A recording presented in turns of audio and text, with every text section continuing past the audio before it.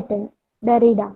Good afternoon. A very warm welcome to all. It's a wonderful day and I feel privileged to extend my warm welcome to all present here to the webinar conducted by the PG Department of English and Reading Club between the covers SVR NSS College Vazhoor on the topic Decoding Derridean Silences. I request our Honorable Head of the Department, Sunita CR, to deliver the welcome address.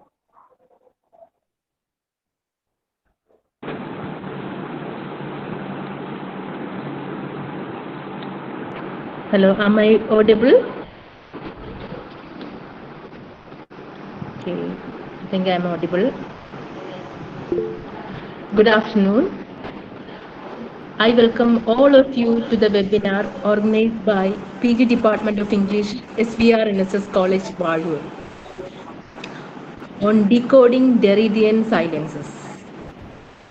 Today, we have a multifaceted individual as our resource person. Professor P. Harikrishna sir, who is an expert on literary criticism and theory, is with us. He was the former head of the Department of English, NSS College, Pandalam. Apart from being an academician of highest standard, he adorned various positions, including being the Senate member of the Kerala University and a member of Board of Studies, University of Kerala. Today, Sir will exclusively focus his talk on the Derridean idea of deconstruction. With all the love and respect, I welcome Professor Harikrishna Sir to this program. Sir.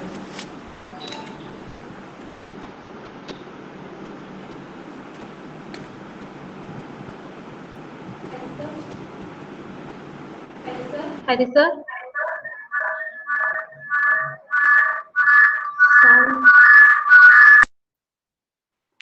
Hello. Can you hear me? Sir. Sir, can you switch on the video? Yeah. No, video is also on. Can you see me?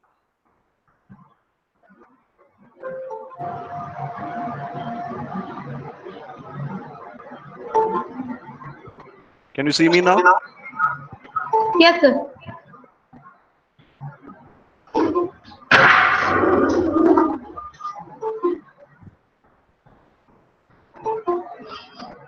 Okay. Thank you very much, Vazhoor NSS College. Thank you, HOD, for the nice words. And thank you, Professor Veena, and all the other colleagues in the department, dear students and dear participants.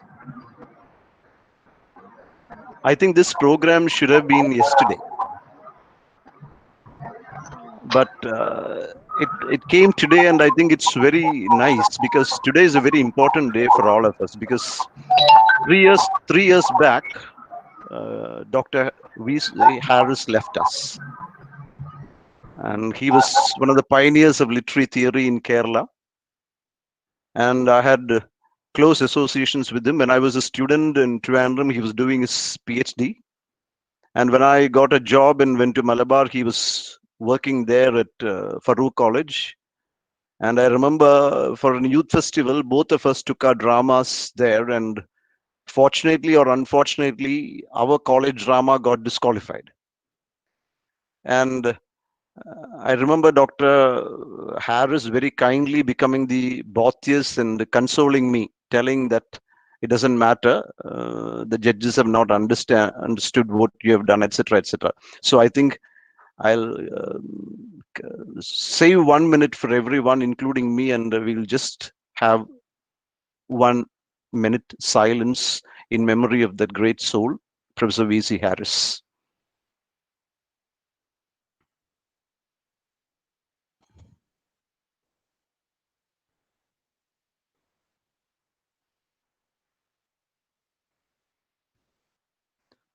Okay. Veena, is it okay now? Yes, sir. You're audible. The audio. Even if the visual is not there, don't bother, because Derrida himself did not like to be photographed. Okay, sir.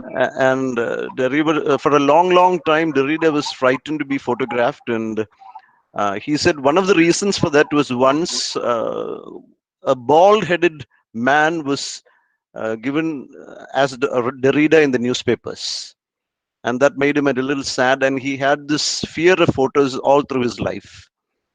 And he also, in a certain article, he problematizes the issue of photography himself, because just like in speech, just before the speech, you have the thought. Similarly, in photography, just before the photo being taken, you have something happening. So don't bother if you don't see me, because Derrida does not want me to be here. So thank you very much. I think Derrida is academically 53 years old, because he launched himself into the literary scene in 1967. And according to Kerala pension rules, he has 3 more years of service. And central government service, he has 6 years more of service. So now we are, after 53 years, we are looking at Derrida again. And I understand perfectly that it's very, very hard to say something very original about Derrida, because he has been explored so much. If you go to the YouTube or Facebook, you have videos flooded there. And therefore, it's very hard to say something new. I was reminded of the Images poets who had this slogan, "Make it new." That was a slogan. So what I propose to do here is also not just say these ready-made things about Derrida, but try to link Derrida to everyday life. And this thought came to me a few months back when we were entering into the grip of this pandemic. I happened to read an article by Marcel Mauss, where he writes about training a young boy how to spit. That boy was suffering from flu, and he was sneezing and spitting wherever he liked. And Mauss argues that he taught the young boy how to spit, creating a sense of socialness in him. I think it was at that time that the Kerala government put forth the slogan, "Thuppalle thotupogu."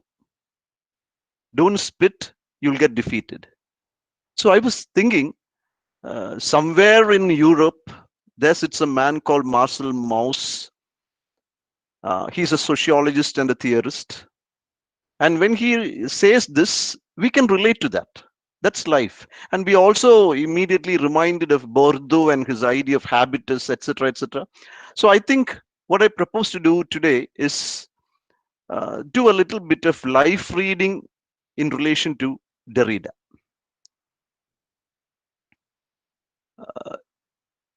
In the mid 80s, when I was a student, every year there used to be a book exhibition at Trivandrum, especially at University College and Sanskrit College. And on the last day of the sale, you had books at throwaway prices. And I remember purchasing a book then for 3 rupees. It was called Yugantha by a writer called Airavati Karve. I did not have the intelligence to understand the importance of that book, but I just ran through the pages. It's quite a small book. And I understood that it was a study of the Mahabharata. And I was especially fascinated by the chapter on Bhishma, where Airavati Karve goes on to calculate the age of Bhishma. And very strange. So I understood that was a new way of looking at a text as an epic. It was in those days, again, there was a bookstall called Darshana Books at Trivandrum, and I happened to see a book called If on a Winter's Night, a Traveler by Italo Calvino. I did not understand the import of that book too, but I found that it was very experimental. It was about a man going to the library in search of a chapter he had missed while reading the book, etc., etc. And the third instance is, in those days, we got a news that there was going to be a talk in Calicut University by a professor who had just come after his MPhil from Yale University.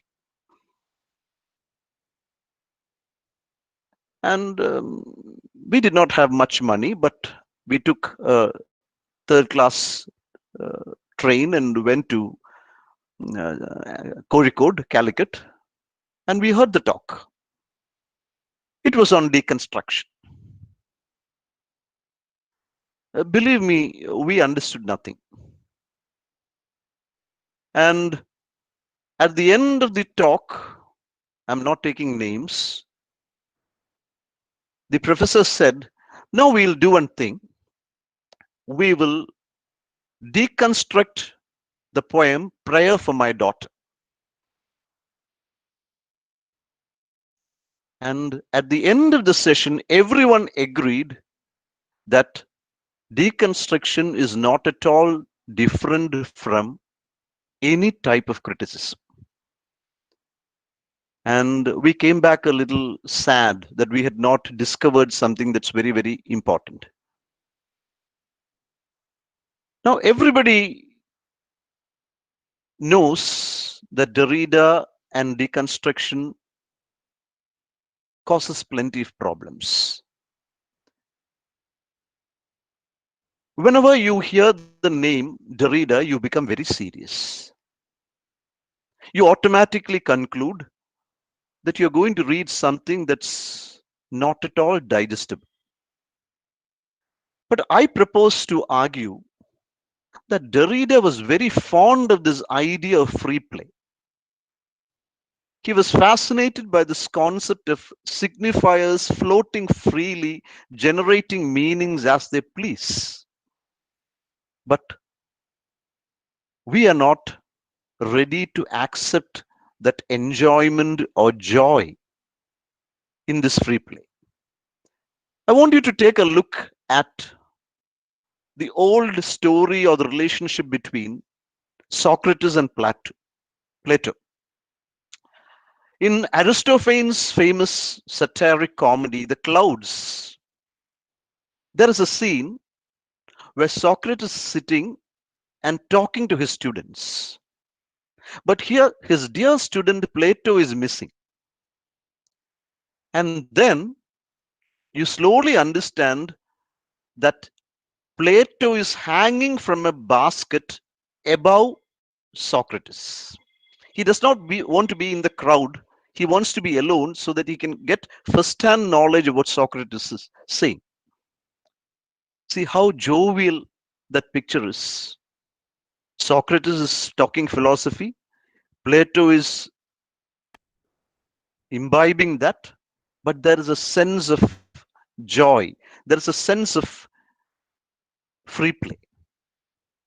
So I think it's very important to relate deconstruction to life. It's quite good that you give a local habitation and a name to deconstruction. I want you to take a look at the Navarasas in our Indian aesthetics. You are all aware of the Navarasas. But have you ever thought of the rasas hidden subtly between the Navarasas? The rasas that have not been perfectly designed, that have not been cut perfectly. There is a mixture of two emotions, etc., etc. It is hidden inside the gaps and fissures in the Navarasas. Take the case of Swaras, the 7 Swaras.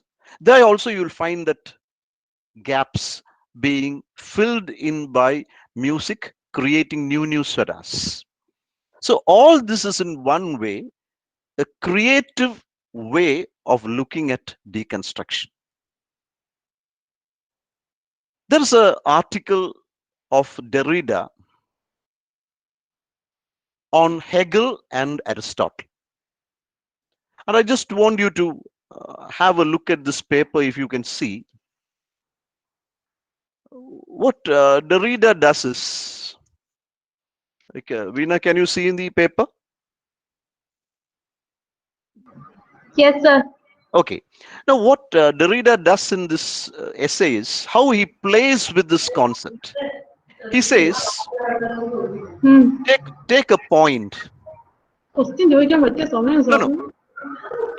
Take a point and then add one more point and then one more point, and gradually it becomes a line. The points together become a line, and then this line becomes a plane, and this plane becomes space, and the space gets sublimated. See, and you do not know where the dot is anymore, because it has been absorbed by the line, it has been absorbed by the space, it has been sublimated.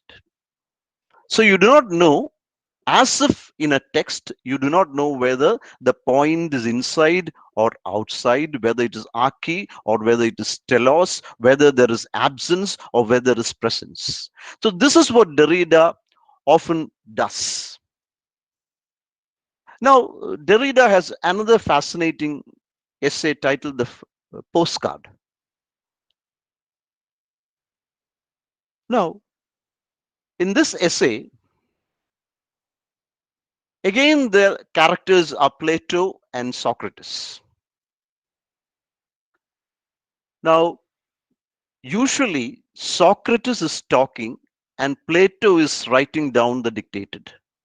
But in this picture, there is a reversal. You find Plato dictating and Socrates writing. So immediately Derrida becomes very playful there.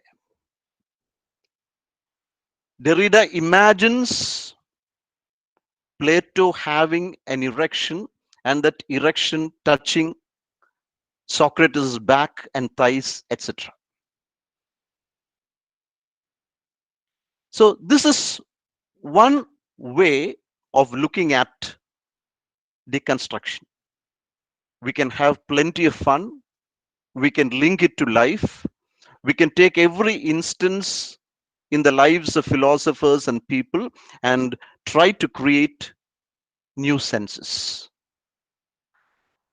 Now, just think of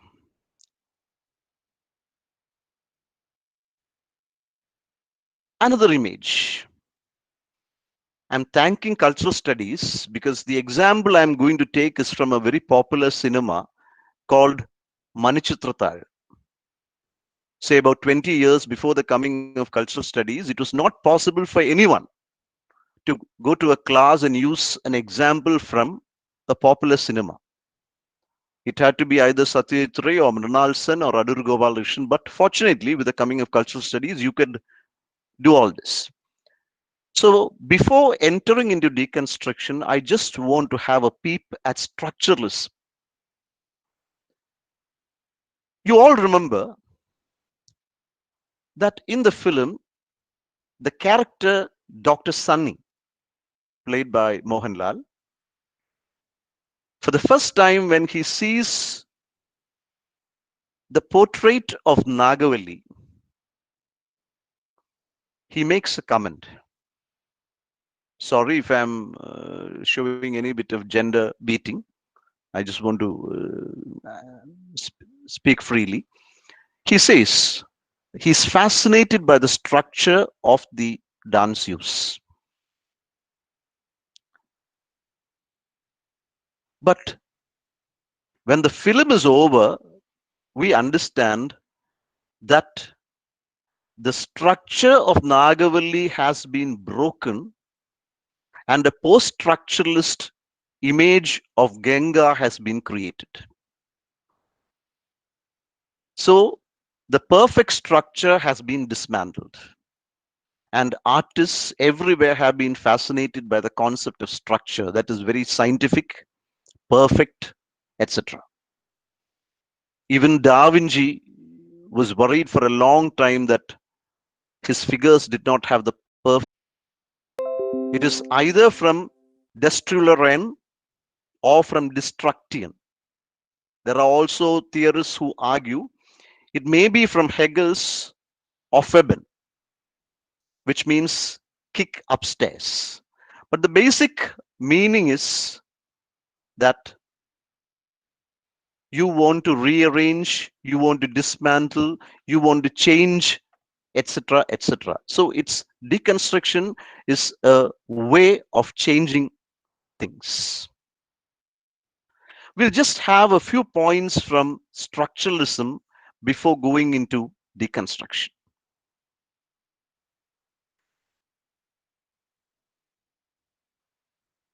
For the post-structuralists, now you can imagine, just imagine, we'll link it to life. Imagine post-structuralism, postmodernism, and deconstruction. Link it to a hospital. Postmodernism represents an era. Post-structuralism refers to a technique, and deconstruction is about a strategy.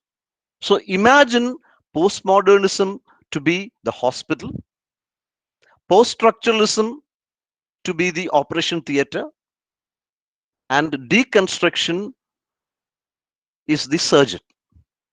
And you can imagine the surgeon simply stays there and the knives simply comes into his hands. He engages in a sort of free play. So you can think of deconstruction in such a way.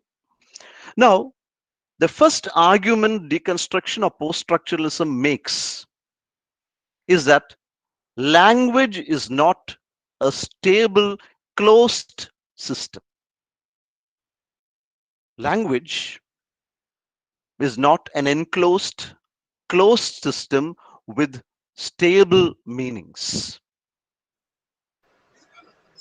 Think of a novel. Just think of a novel. The novel does not have a fixed meaning. It is not a closed entity. The meanings are multiple and multi-layered, unless in the structuralist outlook where the novel had a perfect structure between the atmosphere, between the characters, between the dialogue, between the ambience. Everything was, as we say, a well-structured novel, a perfect play, etc. But post-structuralism opposes this. And post-structuralism argues that it is not the duty of the critics to decipher meaning. He need not dig into a text and decipher meaning. Because literature or any text is irreducibly plural in nature. It is not single, it is plural. It cannot be reduced to a singularity. Terry Eagleton has this wonderful argument that post-structuralism is an endless play of signifiers which can never be fixed to a single center or to a single essence or to single meaning. Post-structuralism also opposes scientific objectivity and comprehensiveness, which the structuralists claim to have. Post-structuralism emphasizes instability of meaning and of intellectual categories. They argue that when you say that such and such a work or such and such a philosophical treatise or a work or a novel, if you are able to argue that you know the meaning, that the meaning is universal, it is another way of being totalitarian in your approach. So that is questioned by post-structuralists. They believe in non-hierarchical plurality.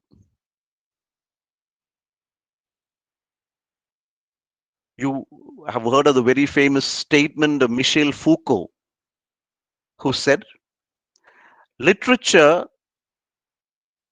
is not an individual creation. It is an emanation from a cultural system. So codes that create meaning is very important. No work is just a product of a single person. It is a product of a unified emanation.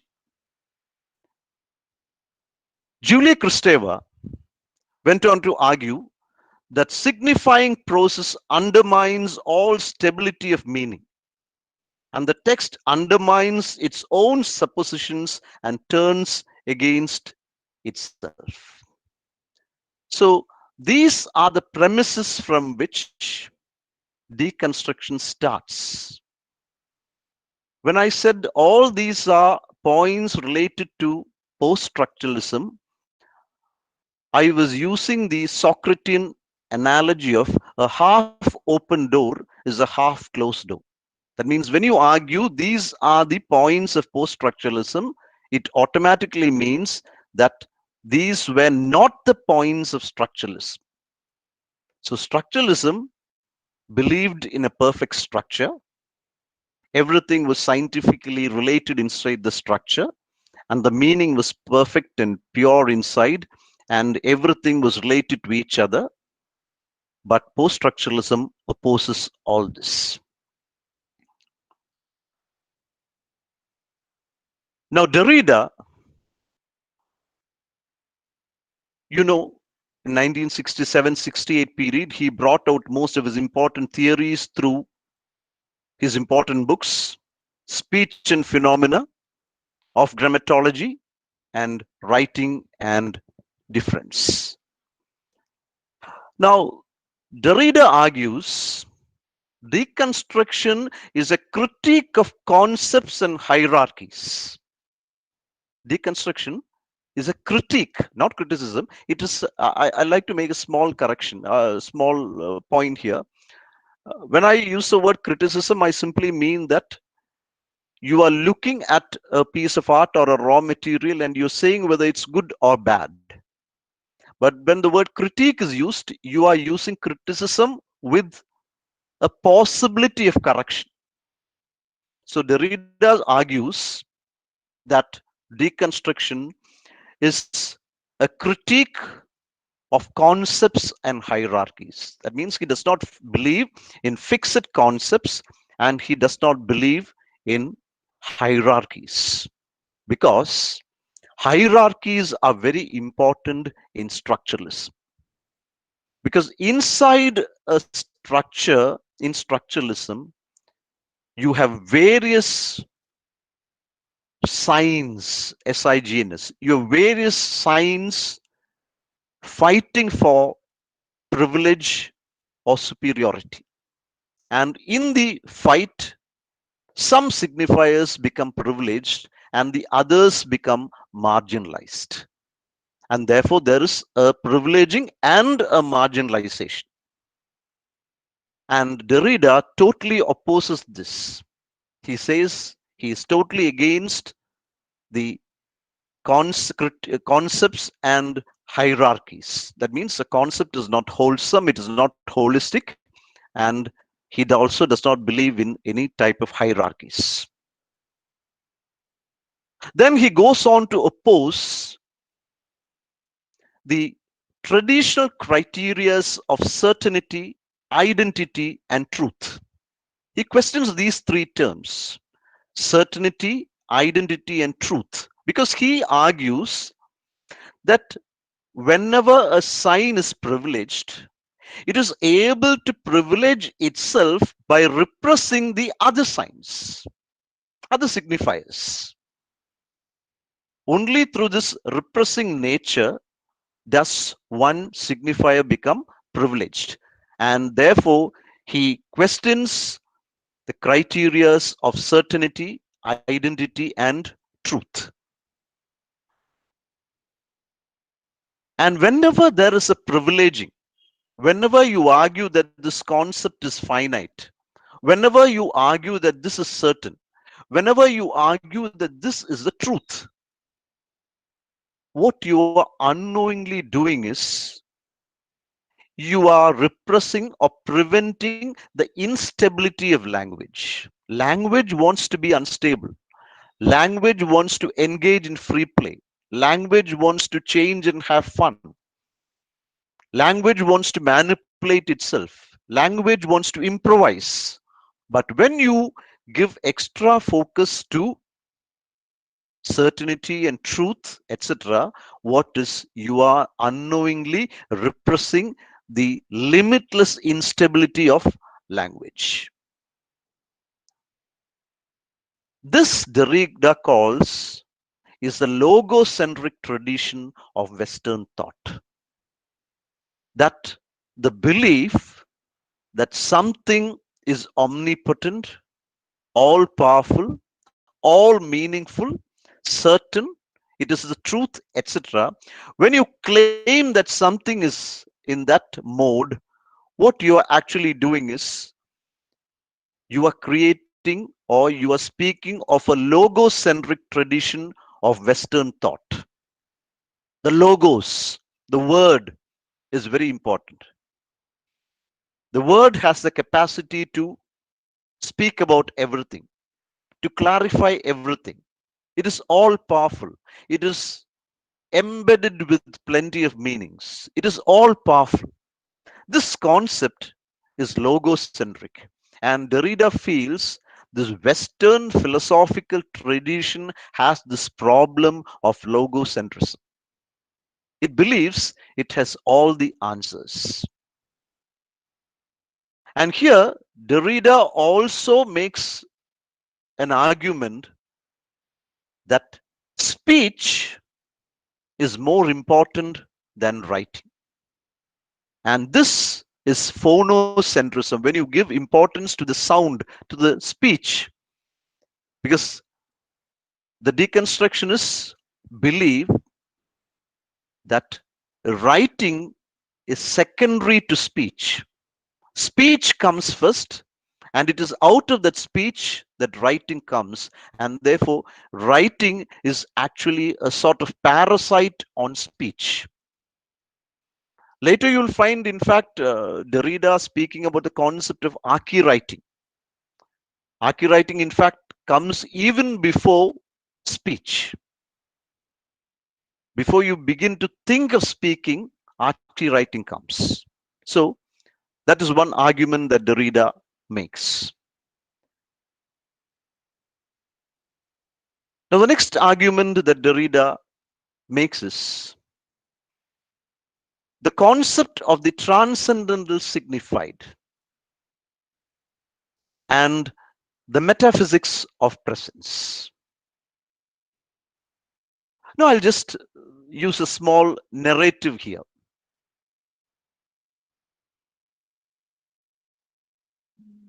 In my village, one day, everybody was fascinated to see the presence of a cobra.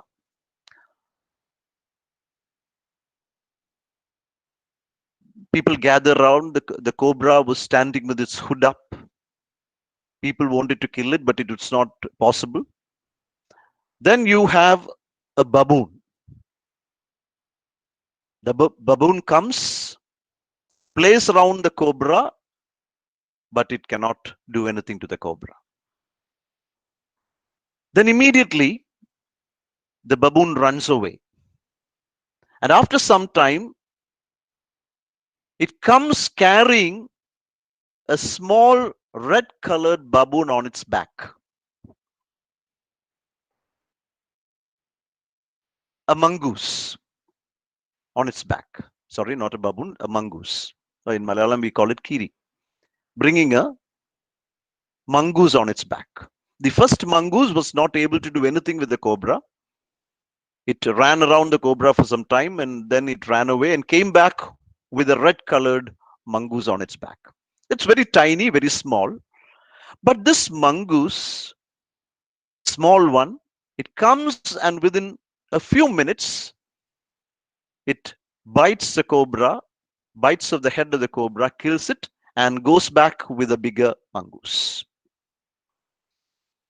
Now imagine this cobra to be the transcendental signified. It was standing there as if it was supreme. The cobra considered itself to be supreme.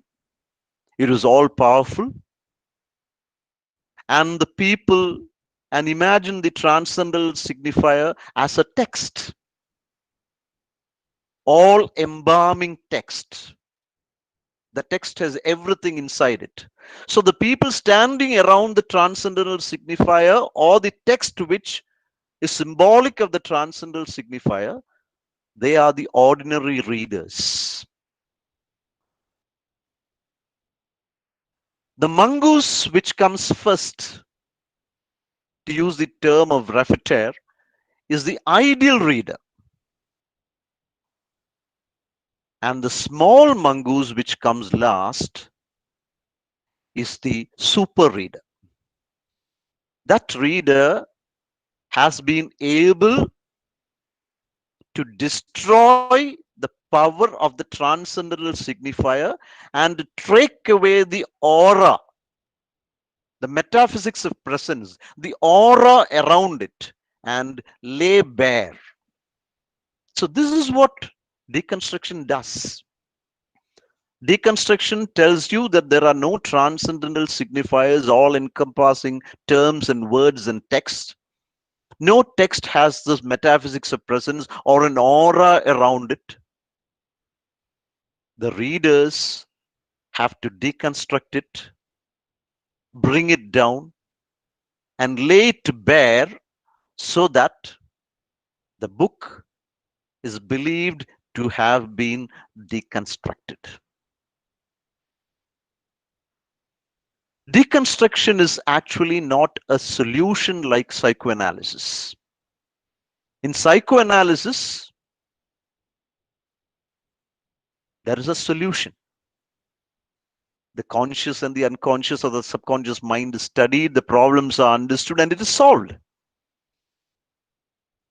But in deconstruction, there is no solution. Deconstruction, by destroying the quality of the transcendental signifiers and by showing that the metaphysics of presence or the aura is shallow, actually deconstructs without a solution. It leaves the text bare so that another reader can enter into it. So the ordinary reader, the ideal reader, the super reader, all of them have directly or indirectly entered into a contract of deconstruction. Now, these transcendental signifiers or signifiers with this aura or metaphysics of presence, it's not there. Derrida claims that these transcendental signifiers become privileged or important through a set of violent hierarchies.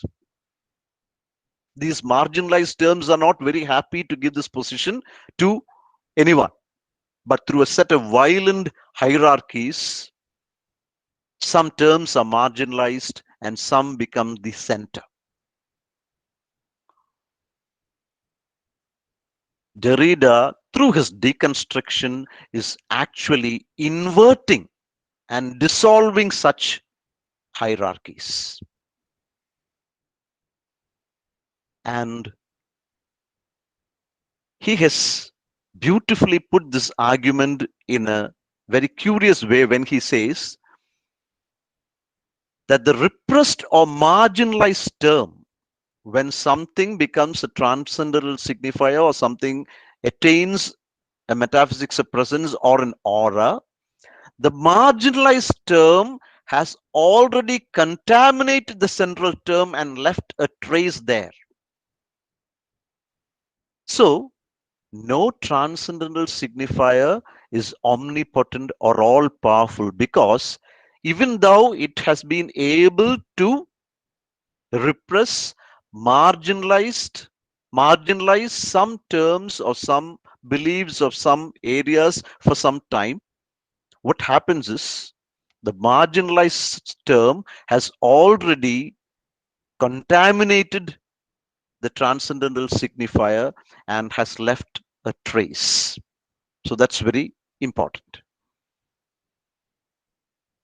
Now, the stable self identity of speech. So there are some people who believe that this speech has a self identity. It is a source of meaning. It has everything inside it. Now, Derrida is of the opinion that this belief is illusory. It's a sort of Maya. It is not true. Now, for deconstruction, just reversal of these binaries is not alone important. Just by reversing the binaries, some signifiers are marginalized and some signifiers become the transcendental signifiers. But if you just reverse them, that is not the end of deconstruction. What Derrida says is that whenever there is an either or position, whenever there is doubt, whenever there is no surety, the best possible way of seeding deconstruction, bringing in deconstruction, is to release undecidables or radically unstable terms to disrupt systematization. Derrida has this beautiful word of undecidables. So simply by reversing binaries, deconstruction does not work. But the best way is to release undecidables. Our red colored mongoose was such an undecidable.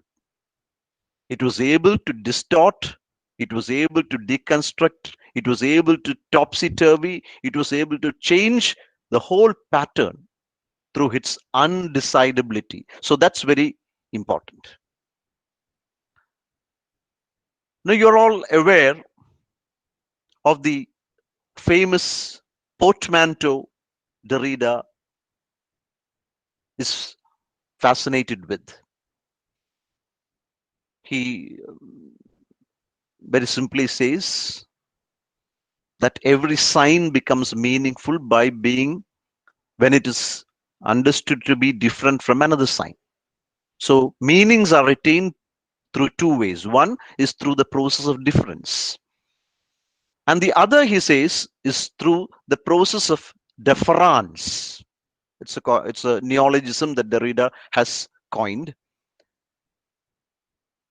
That is, the differential nature of meanings in language is continuously deferred or postponed.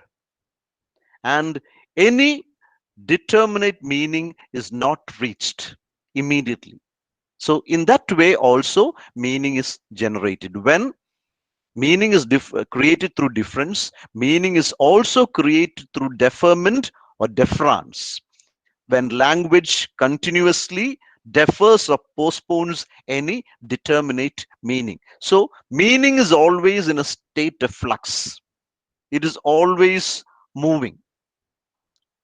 That is why Derrida goes on to say that language is an endless play or chain of deference.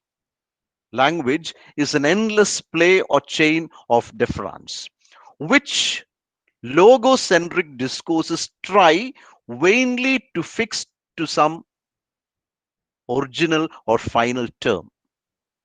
See, when meaning is created through difference and deference, logocentrism does not like that. Logocentrism always tries to fix meaning somewhere. It does not want this plurality. It does not want this multi-layers of meaning. It does not want meanings to be generated. It does not want free play.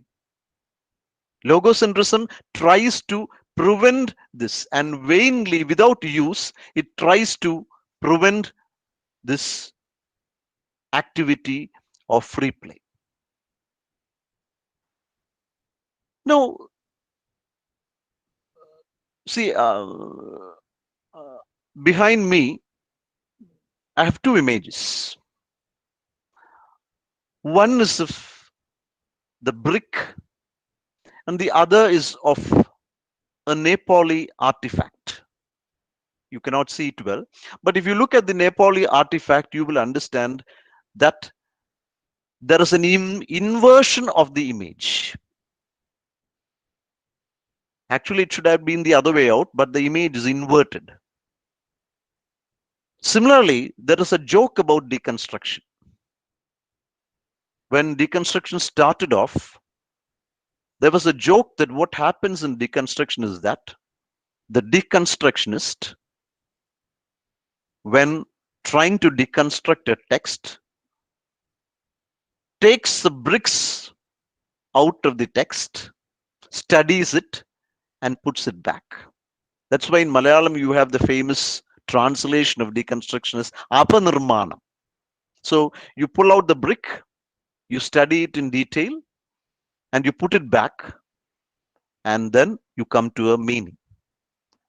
But that's not what actually happens in deconstruction. What deconstructive reading or the strategy of deconstruction does is entirely different. Deconstructive readings track down within a text the aporia or internal contradictions inside a text. For example, a very common example, I don't want to use examples that will go over my head and your head. For example, you can define an aporia as silences, fissures, gaps, etc. So if you take the famous novel Rendamuzham of M.T. Vasavan Nair, you have a scene there where Bhima was sent by Draupadi in search of the Kalyana Saugandhiyam flower. And after much hardship and searching, Bhima comes back with a flower. And he hands it to Draupadi, who is very happy. But the next day, Bhima finds the flower in the sand, trampled. Bhima is a little hurt automatically. Now, in the Mahabharata, you do not have any explanations of this. But what MT does is, he goes on to interpret this silence or this aporia. And he creates a wonderful scene out of that. He says, this flower was given to Draupadi, fine. But on that very same day, Arjuna had come back from a battle. And Draupadi was more fascinated in listening to the chivalrous tales of Arjuna rather than cherishing the beautiful fragrance of the Kalyana Saugandhi. So she dropped it there. So this interpretation is not there in the Mahabharata. But what MT has done is, he has tracked down within the Mahabharata the aporia or the internal contradiction or the silence or the fissure or the gap that is there, and he has created something new.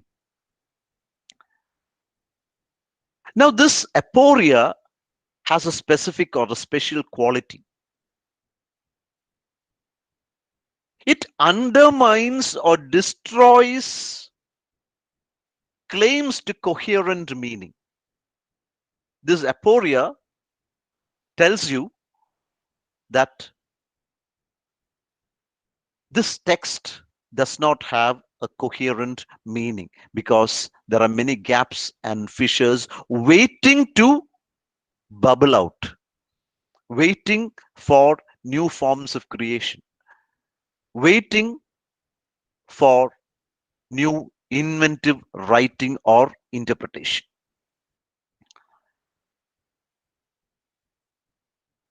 These aporias have a self-reflexive nature too.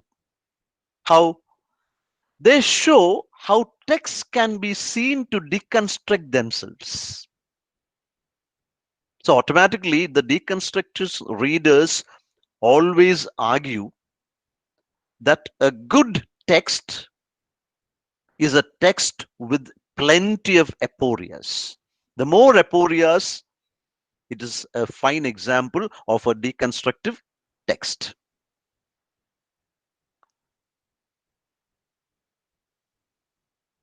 When you discover an aporia in a text, it means you have reached a point where the text's meanings can no longer be resolved.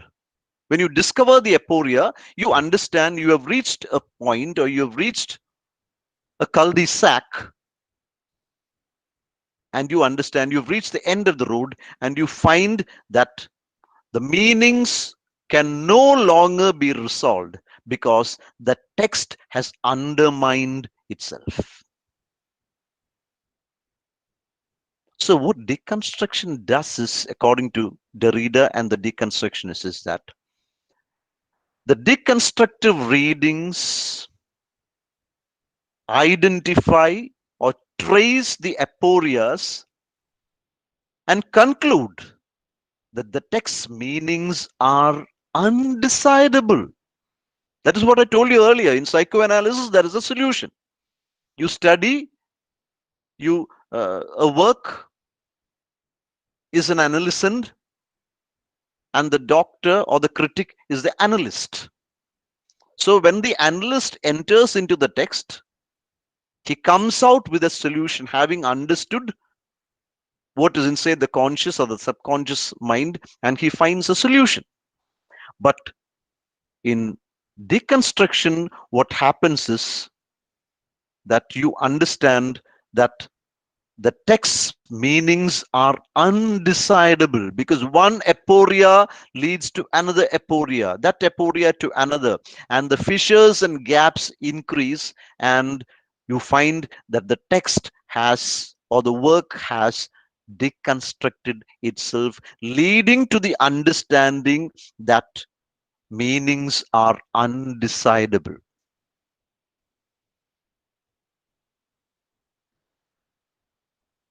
But if you want to be a deconstructive reader, do you have a vantage point? Do you have a lever to hold on? Do you have a oar? Like when you go in a boat or a ship, you need a oar. Or do you have an anchor to put and then enter into a text and engross or engage in the act of deconstruction? But there is no vantage point, because one favorite idea of Derrida is the concept of free play. Don't look for a center for deconstruction. Don't look for a vantage point so that you can stand there and deconstruct the set. Because when you're looking for a vantage point, you are directly or indirectly agreeing that there is a center. Indirectly, you are saying that there is logocentrism. You are indirectly saying that there is a transcendental signifier. You are indirectly saying that there is a metaphysics of presence. And then you are knowingly or unknowingly agreeing that there is certainty, there is truth, there is fixity of meaning, and that destroys the process of deconstruction. So you don't need a vantage point to subvert, to deconstruct. So what deconstruction does is, my God, I've just started off and it's already 2:45.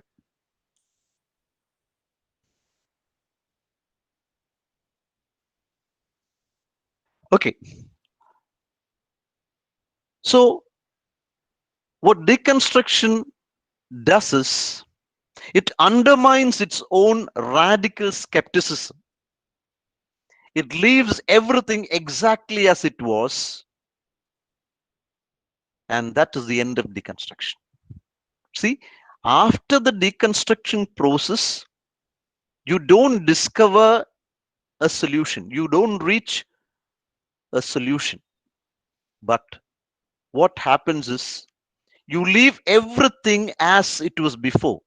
That means, in the tale of the mongoose and the cobra, I told you, when the cobra is killed and it has fallen flat, the deconstruction has taken place and leaves everything as it was at the start. So that's one thing that deconstruction does. It undermines itself. Now, one beautiful idea this deconstructionists put forth is that deconstruction is actually teasing signifiers out of their lethargy. See, teasing signifiers out of their lethargy. Now, every signifier is content in itself, is happy with itself. It's joyful to itself because I have certain meanings with me. I'm complete. But what deconstruction does is it teases or tickles the signifiers out of their lethargy and engages them in free play. I'm not sure whether this narrative is fine, but I would like to think of the deconstructor as a milkman. So the milkman, when he comes to milk the cow in the morning, he simply does not go to the cow and milk it. What he does is he ties the cow in a good position. He places the vessel in the right position. Then he splashes water. Then he uses oil or ghee and he teases the cow so that it produces milk without any problem. So, to give it a local habitation and a name, I would say, actually, the deconstruction is actually like a milkman. Like the milkman teasing milk out of the cow, the deconstructionist is actually teasing, milking meaning out of a text. Now, what is most important about deconstruction is that it has opened up limitless possibilities of interpretation. Now, you don't have a fixed, ready-made pattern for interpretation. It has opened up immense, innumerable ways of interpretation. And it has also gone on to question the differences or compartmentalization between criticism and literature. Because criticism becomes literature for theory. So it has opened up the limitless possibilities of interpretation. It has questioned the boundaries between criticism and literature. And actually, the relationship between literature and criticism has been one of trans aesthetics. There is a mixing and merging of criticism and literature. So it has blurred the boundaries, deconstruction. But there are people who say that in deconstruction there is obscurantism.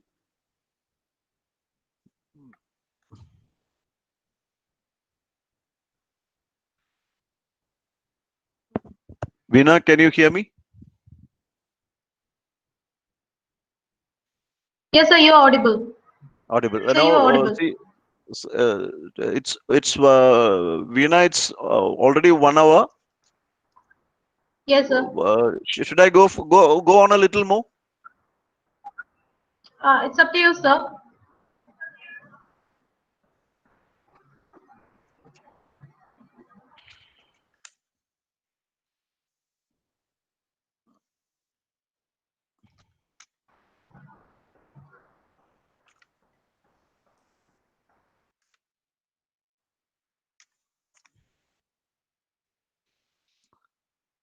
Now I'll do one thing. I'll take a few case studies so that deconstruction becomes a little more clear. I purposefully have not tried to use the uh, jargons or cliches of deconstruction. I'm not trying to define it word by word, etc. I've tried to create a narrative. Now I'll do one thing before going further. I'll take up a few case studies. I told you earlier that deconstruction becomes meaningful or works well whenever there is a contradiction or a paradox or an aporia or a gap or a fissure. Now, Derrida was very fond of writings of Rousseau. And he finds a perfect place for deconstruction. Now, Rousseau was of the opinion that nature is complete and perfect in itself.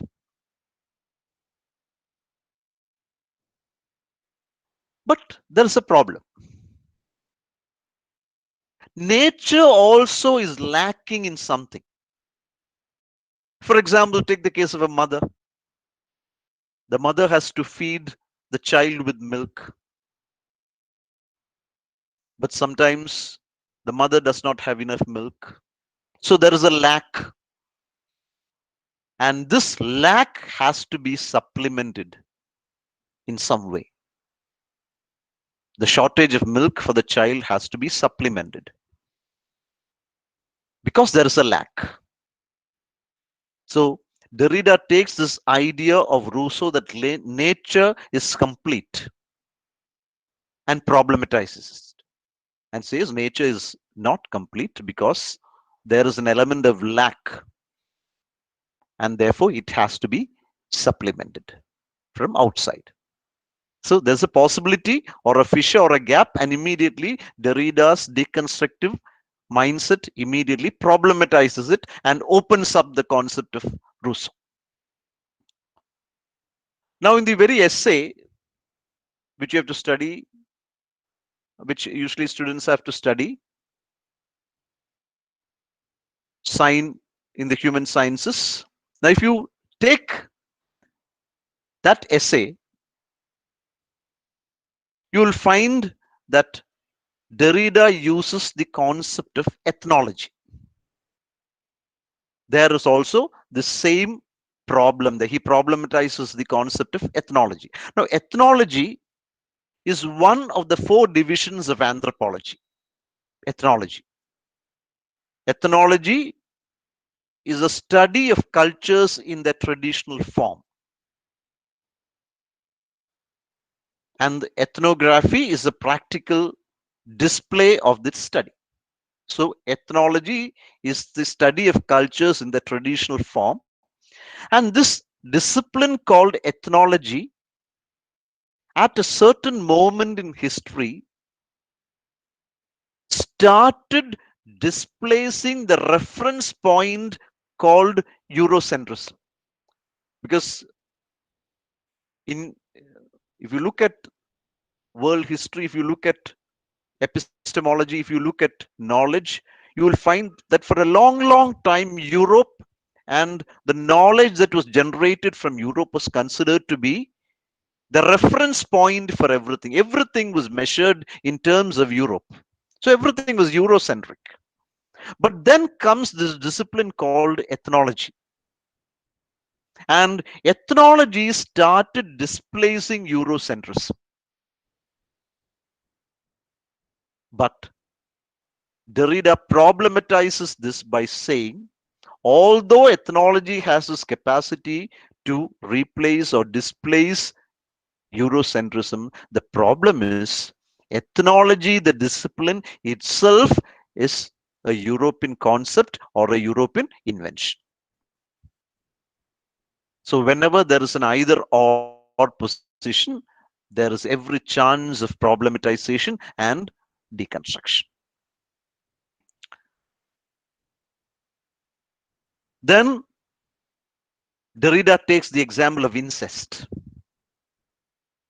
He takes this example from Levi-Strauss. And he argues that the concept of incest is natural. Because in every part of the world, incest is banned. And this banning is universal, therefore it's natural. But the problem is, this incest is also cultural and artificial at the same time because it is man-made. See how Derrida problematizes this concept of incest. Incest is natural because it is universal, but it is also cultural and artificial because it is man's creation. Therefore, it is a scandal. Therefore, it is a scandal, and therefore it is big news. People have to talk about it, etc., etc.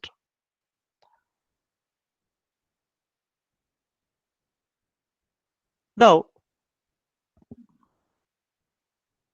I want you to look at the other case study which Derrida uses, the case of the Bororo myth.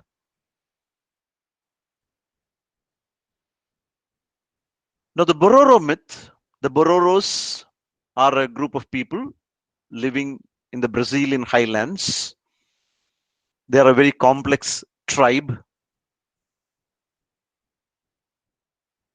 They are divided into moieties, and each moiety is again further divided different age groups, etc., etc. And one person does not marry from the same moiety. So the structure of the Bororo myth is very complex. And but can you say that the Bororo myth is central? Can you say that the myth of the Bororos or the Bororo myth is a central myth? To understand myths, is it necessary to focus only on the Bororo myth and consider it to be the transcendental signifier among myths? Is it necessary? Derrida questions that concepts because he believes that myths are actually secondary. It is the language that is primary. But in order to study patterns, techniques, etc., you can use myths as a bricolage. You can be a bricolier. The word bricolage, again taken from Levi-Strauss. Bricolage means using things that are very close at hand to create something. The person who engages in bricolage is called a bricolier. Is the opposite of the engineer.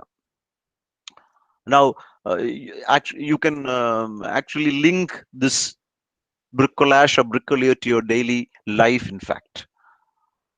For example, imagine one Sunday.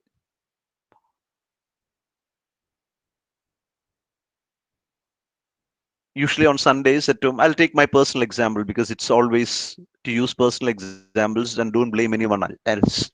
So on Sunday, usually what happens at home is we decide to have less cooking at home and use most of the time for cleaning the house. But then on one such Sunday, my wife gets a phone from a friend of hers, and they have not met for 15 or 16 years. So it's 11 o'clock in the morning, and the phone comes. She's coming with her husband and 2 children. And she also tells the sad news that they will be In fact, we had decided to have lunch with just buttermilk and pickle. And here comes a family. And then my wife becomes a bricklayer. She goes out and she picks leaves from there. She digs up from the ground some things to eat. Then she looks up at a plantain tree and then she plucks two bananas from there. And to make it brief, she used all these together and created a bricolage. And when this family came for lunch, the friend announced that the children were not at all happy to come here and have lunch. They wanted to go to a hotel. But the children enjoy their lunch and they go back. My wife was unlike an engineer. We did not have a kitchen cabinet. We did not have a modular kitchen at home where you could pick things like an engineer and make dishes. It was all taken from things at hand, handmade. So similar is the case with myths. You can take myths which are close at hand and you can study them and you can study the general trajectories of myths, but never make any myth central.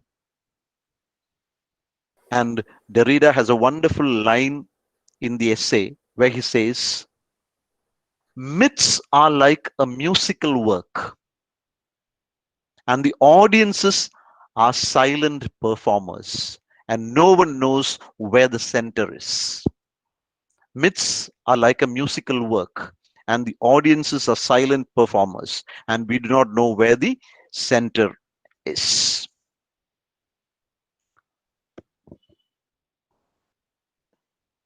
Now I'll just take a few minutes to look at a few deconstruction theorists and how they have approached derridean deconstruction.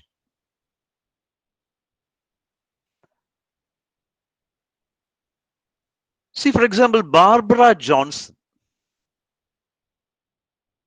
defines deconstruction as the teasing out of warring forces of signification. That means the signifiers are engaged in free play.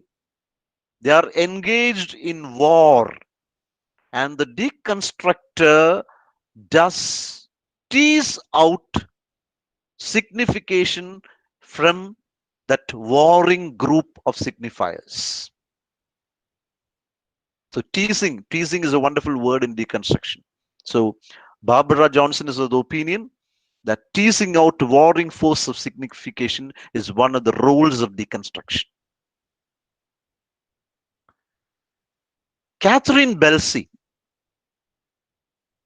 in her arguments, is more oriented towards the reception theory aesthetics, where she argues that it is a reader who creates meaning. By tracking down the gaps and fissures and by reinventing and reinterpreting these gaps and fissures, the readers create meaning. And every reader creates a different meaning because the tracking down of these aporias are done in different ways by each reader, and this happens. Gayatri Spivak argues that deconstruction is tracking down the adventurous metaphors in a text. When you track down the various metaphors, you can actually put them as aporias. When you track down the various metaphors in a text, you can undo the text. A tracking of these adventurous metaphors. These metaphors are very adventurous They behave in strange ways because they engaged in free play. And when you track them down, when you are able to travel along with them in their adventures inside a text, you are able to undo the text and leave it bare. Hillis Miller is of the opinion that every text, every deconstructive text is like a labyrinth. In postmodernism, you know, labyrinth is very famous because it is related to magical realism. Whenever you speak of Asturias and Marquis, you have this concept of labyrinth coming. You get lost in the labyrinth. So good deconstructive reading is actually a journey in a labyrinth because you reach nowhere. You are constantly traveling and emerging with meanings, but not the complete meaning. And the labyrinth dismantles itself, destroys itself. Paul de Man. Paul de Man and Derrida were together at the Yale University, so very close. And he had a writing when Paul de Man died. He had a writing. There was some misunderstanding between them about the outlook of Paul de Man, about the Jewish background, etc., etc. But Paul de Man has a wonderful argument that deconstruction is actually a conflict between the rhetorical and the grammatical. By rhetorical, he means the aesthetic. That means every text, every work, every philosophical treatise has embedded or embalmed or palimpsested inside it two things. One is plenty of rhetorical devices and plenty of grammatical devices. Rhetorical means aesthetic and grammatical means language. And the conflict between these two, or the wrestling between these two, is the deconstructive reading. Understanding it, defining it, fighting with it, journeying with it is actually deconstructive reading. Richard Rorty is of the opinion that accidental features of text subverts the essence. See, a writer may write a text with a certain amount of essence, with a certain amount of meaning, with a certain amount of focus, etc., etc., etc. But Richard Rorty is of the opinion, but even then, the text may hide some accidental features, which is equal to Derrida's aporia, may hide some accidental features inside it, and teasing these accidental features, exploring these accidental features will automatically be a sort of deconstructive reading. John Caputo, another critic, is of the opinion that deconstructive, it's a very poetic usage. He says, deconstructive reading is breaking a nutshell to break tranquility. I'll just take 5 minutes. Okay, sir.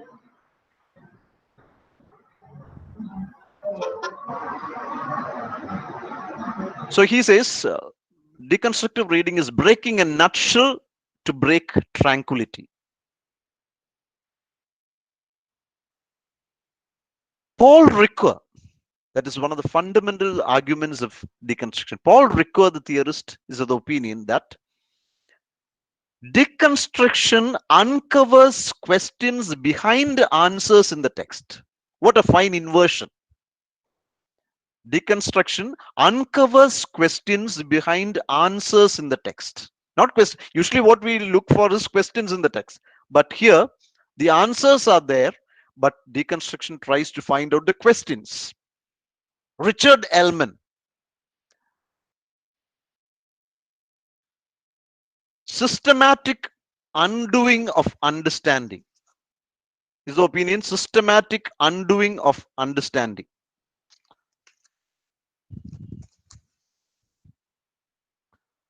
So whatever is understood is undone. And Derrida concludes by saying, every discourse, Vyavaharam, every discourse has within itself seeds of deconstruction. And I'll end up with a free play or a deconstruction. I'll try to link all these together. See, my colleagues tell me after my retirement, sir, we miss you. Then I understand that my absence is presence. But they have supplemented my lack or absence through new postings. I understand that I'm no more a transcendental signifier, and I do not have the metaphysics of presence or aura of the HOD. But my colleagues should understand that their supplements have already been contaminated with my trace. And I'll be constantly invading their interstices, fissures, and memories through aporias and undecidables, and laying bare myself deconstructed. Perhaps my dazeen means being, and my geist, spirit, is with them, teasing their thoughts out of lethargy and engaging them in free play. Deconstruction liberates a past text for present uses. Thank you, Veena.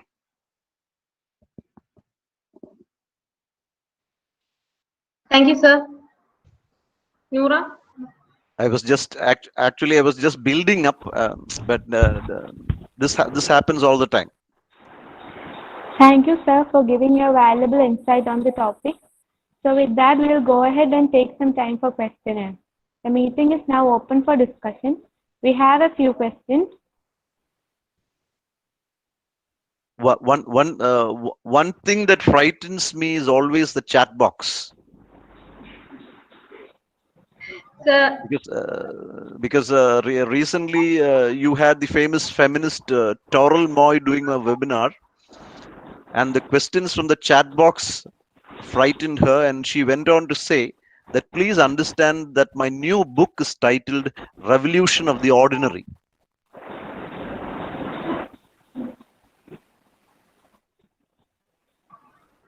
sir, can Hello, I read Okay. So what is Veena, double sound. I can't hear you.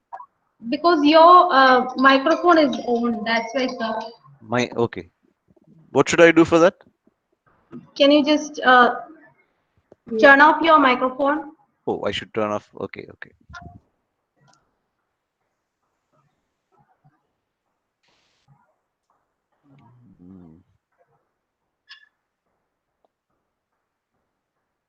So can I ask you the question? Okay. So the question is, how closely is deconstruction tied to the plurality of meaning? How closely is deconstruction tied to the plurality of meaning? Yeah.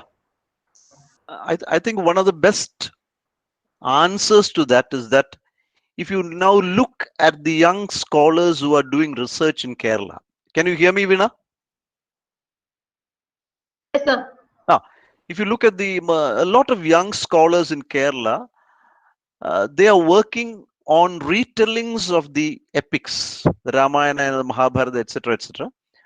A lot of new creations, novels, poems, etc. Now, I was just looking at today's Nobel Prize. In fact, one of our most important writing is on retellings of Greek stories, Greek heroes, Achilles, etc., etc. So this research attitude for adaptations, retellings, etc., etc., itself is a wonderful example to show that there is plurality in the myths. There is multi-layered quality in the myths. And therefore, every text is laid bare before you so that you can see. I remember when we were students, the maximum we could do was that in the novel by D.H. Lawrence, Sons and Lovers, you had Paul Morrell, the hero of the novel, walking away into the darkness. And the only question we were bothered was that, was it pessimistic? Was it optimistic? And was there going to be light at the end of the tunnel? These were the simple questions you asked. But now with the coming of deconstruction, psychoanalysis comes in, feminism comes in, trauma comes in. So many things enter into the readings of text, and therefore plurality, I think, is one of the blessings and curses of deconstruction. Because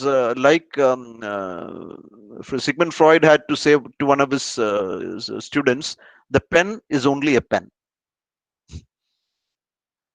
So I think plurality is there, and the deconstruction is having its heyday with plurality.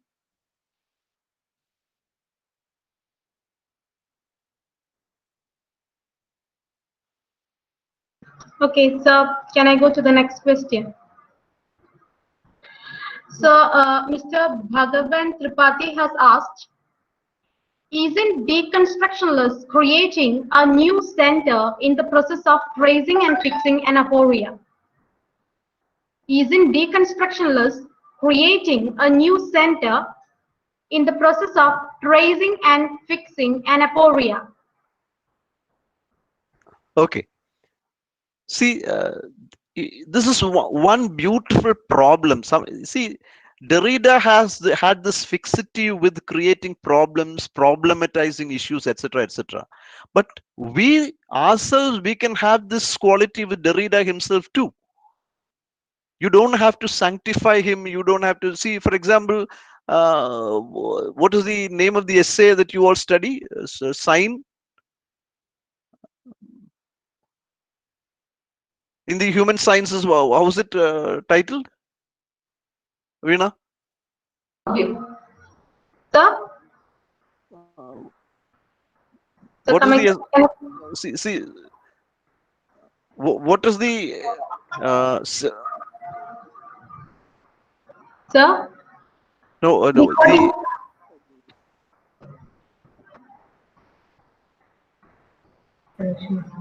structure, sign and play. Yeah. That's it. Structure, sign and play in the human discourse of the human sciences. Now that itself is problematic, because the title itself is linear in nature. Structure, sign, and play in the human sciences.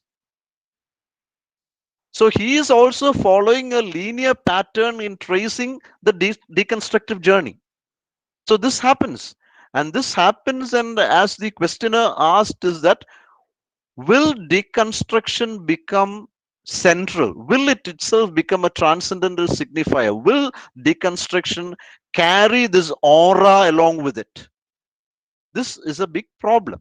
But I am of the opinion that deconstruction will not be central for a long time. Deconstruction would become an exercise in reading, a strategy for reading, because now I understand by looking at the webinars around it, etc., I find that a lot of webinars are on aesthetics, a lot of webinars are on poetry, drama, etc.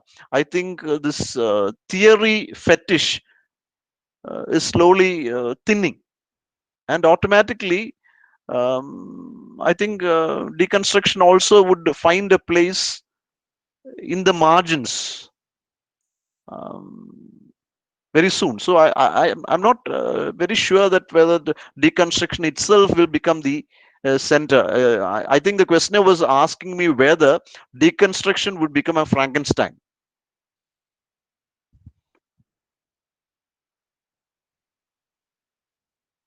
Veena? Sir, can I go to the next question? Let's see. So one Miss Deepa Thomas has asked, it's a long question.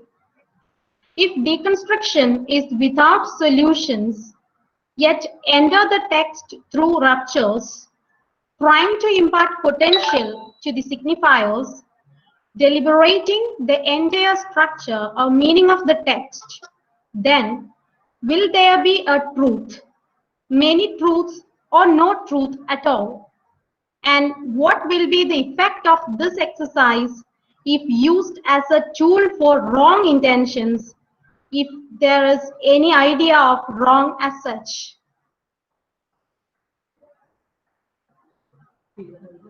Should I repeat the question, sir? No. I understand the spirit of the question. I think it's a question with a little political overtone too. I think that number one, is there something called truth? Now, if deconstruction starts playing with signifiers in such an extreme level, don't you think that many things which ought to be considered really true, won't they lose their certainty, truth, etc.? And a Goebbelsian ambience and atmosphere may prevail. I think that's a question. No, see, in this postmodern era, now everyone is already talking about post-humanism and post-truth and Anthropocene. I understand all that, but in this postmodern era, what happens is you are looking at small things. In culture studies, you have this wonderful example of polysemy. When you look at something, you have this many meanings coming out. For example, you have that wonderful example of the Marlboro cigarette. And culture studies tells you that for one man, for some people, Marlboro cigarette represents health, because the man in the advertisement is very healthy and strong, etc., etc. But for others, it is related to health. And for third, it is related to feminism, because women are worried that men are smoking Marlboro. See, so this happens. Multi-layers of meaning, multi-layers of truth, all this relativity is having its heyday. And I think Socrates, a half door is an half open door, is a half closed, is ever relevant now. So I think, but I understand that the question had slight political overtones. Is that will see, one of my students was asking me sometime back while I was talking about the earlier picture. I spoke about Plato and Socrates, and I told you about Plato having an erection and touching Socrates, etc. So one of my students was asking me, sir, can you write something like this in Kerala? No, I said, why should you write something like this in Kerala? Because both of them are Greek philosophers. And he asked me, so imagine that there is a hyper-national attitude in Greece at this time. Will this essay get acceptance? So that's a big problem. Sometimes deconstruction buries truth, sometimes speaks less truth, sometimes projects lies as truth. All that is there. Look at our media. I was listening to a discussion where one anchor was arguing that the speaker was saying that according to law you can do this. Then the anchor is asking, but is there a law written there that says that you can't do this? So these sort of dialectics, and please understand that Derrida himself, although he was influenced by Hegel, he was not very close to the idea of Hegelian thesis, antithesis, and synthesis, because the derridean thoughts do not move towards a synthesis. They like to remain on the level of dialectics, on the level of discourse. So this happens. So I perfectly understand that question, whether things will take a wrong path, etc., etc. But please understand that I'm a man who has never studied deconstruction in my college days. The maximum our syllabus included in those days was T.S. Eliot and F.R. Lewis and I.A. Richards. After that, you had no literature. I came into theory trying to teach literary theory, and therefore I always see theory as a discourse. That is, theory as a discourse, I mean, it is regenerative. It, like legal discourse, like medical discourse, like art discourse, it is regenerative. Every person has the right to look at it in his or own way. But one thing is certain, it gives your mental makeup or deconstruction, teases your brains from lethargy.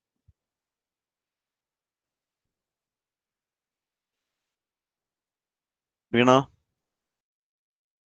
Yes, sir. So there is one more question by Anisa Fatima. Question is, Derrida said, I quote, there is nothing outside the text. Does that mean there is no scope for intertextuality in deconstruction?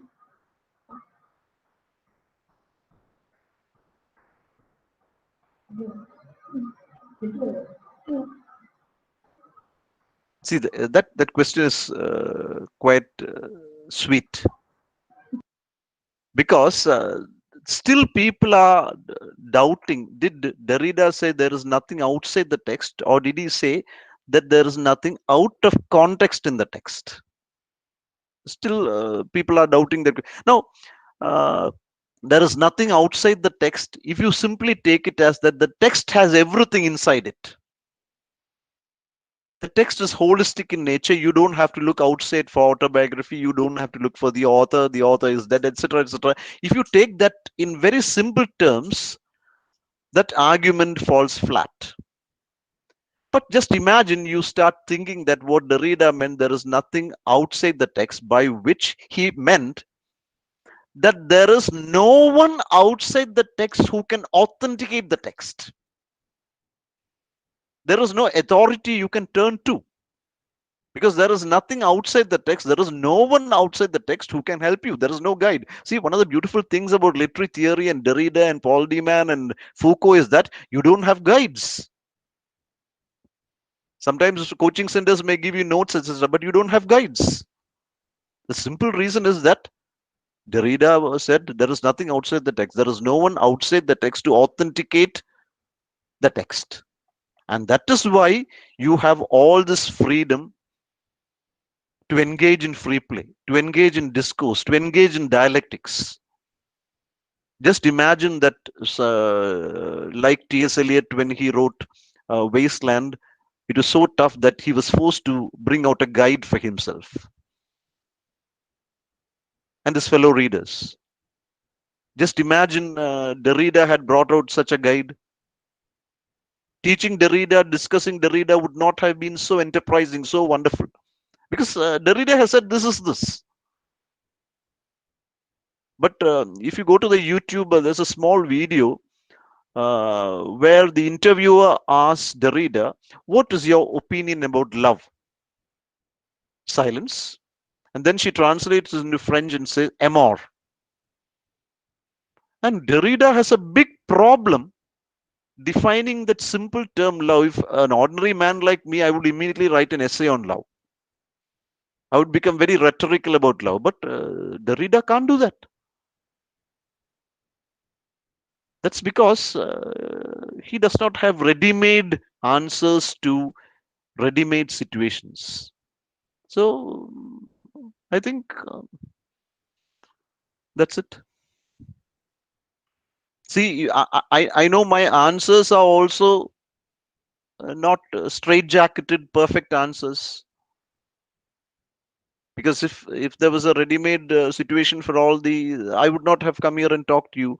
I'm talking to you under the with the guts that number one, Derrida is no more, and number two, the writings of Derrida and literary theorists are mostly in the realm of discourses, and that gives you all the freedom to engage in free play. So there's one more question. I think we can wind up the session after this question. Ms. Alaka J has asked, it's a okay. She has commented on your talk. It's a privilege to listen to you speak on Derrida once again, sir. So she's our student, Alaka. So the question is Foucault's notion of heterotopia a deconstruction of the utopia-dystopia binary, or is it more sophisticated than just that?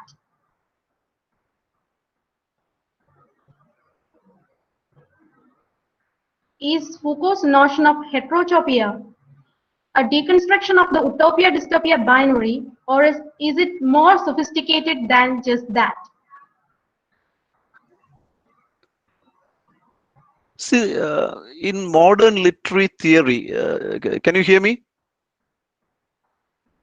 Yes, sir. Okay. See, in modern literary theory, this notion of space and time, space and temporality has been a big issue. And you can think of utopia as an imaginary place that is all perfect. You can think of dystopia as an imaginary place that is not at all perfect. But you can also think of dystopia and utopia as mindscapes. Then Derridean thought becomes very enterprising, because Derrida would not be so happy to discuss places and people. Derrida would be happy to discuss ideas and abstract notions about time and space. But he won't, I'm sure, be very happy to speak about the interviews with Derrida himself would tell you that he's not very happy speaking about concrete things. He's more at home when he speaks about abstract things, and therefore I think this binary of dystopia and utopia and Derridean readings would automatically, I think,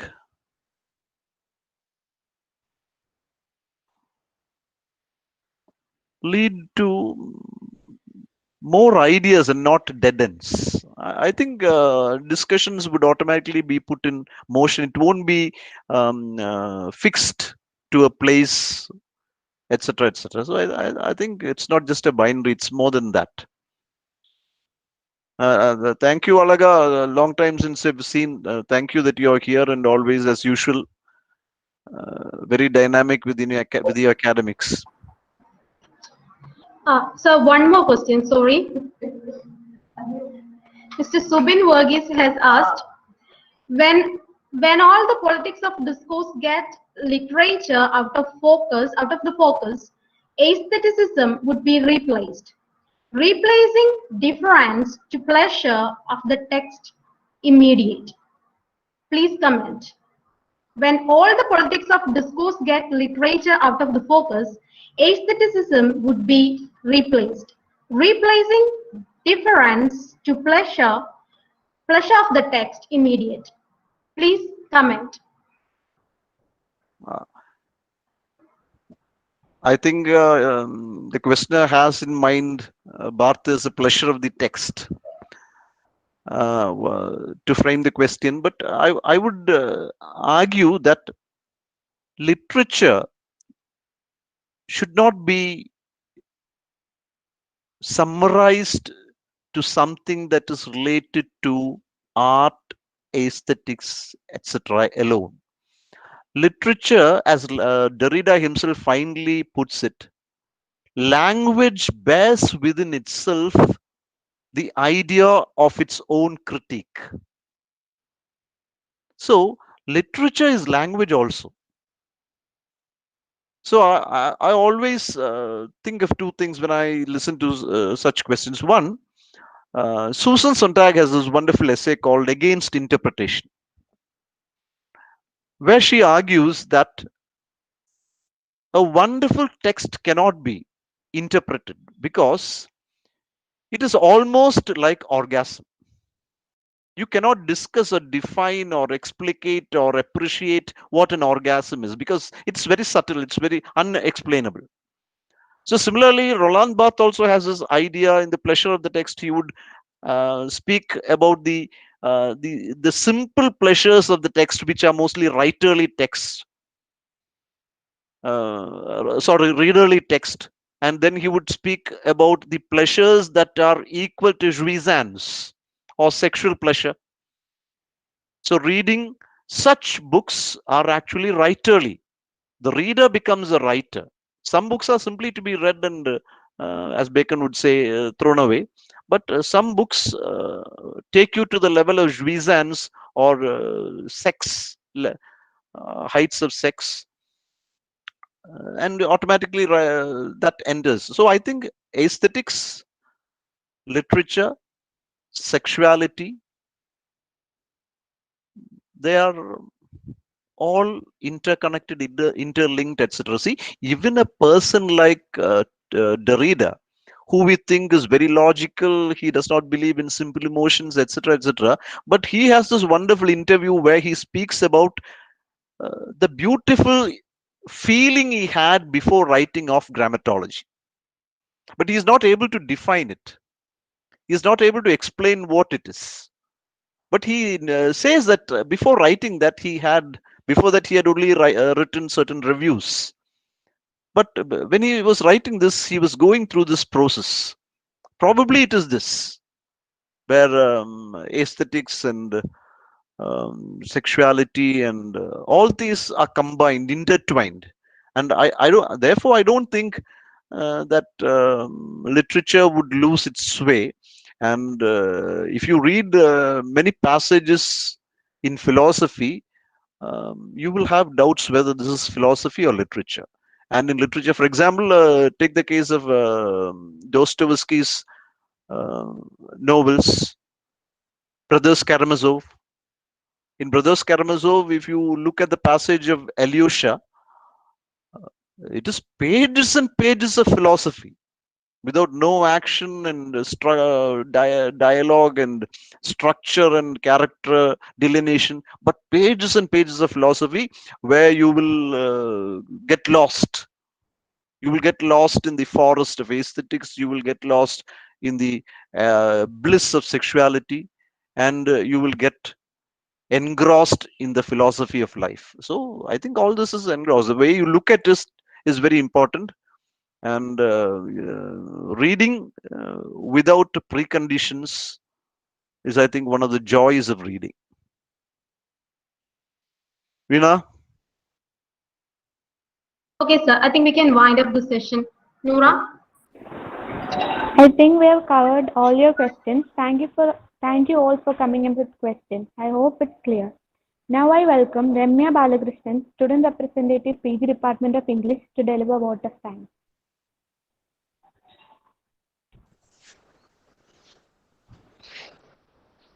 A very good afternoon to one and all.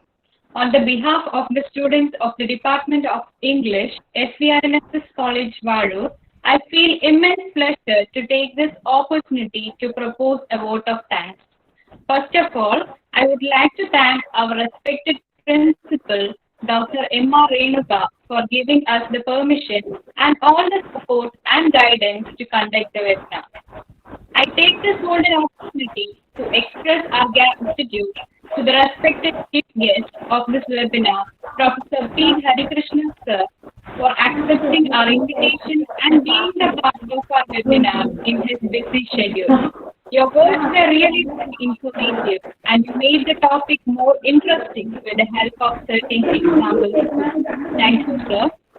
I would further extend a hearty thanks to Dr. Sunita Sia, Head of the Department of English, SVR NSS College, Vazhoor, for always encouraging us and providing opportunities to organize such events. Thank you, ma'am.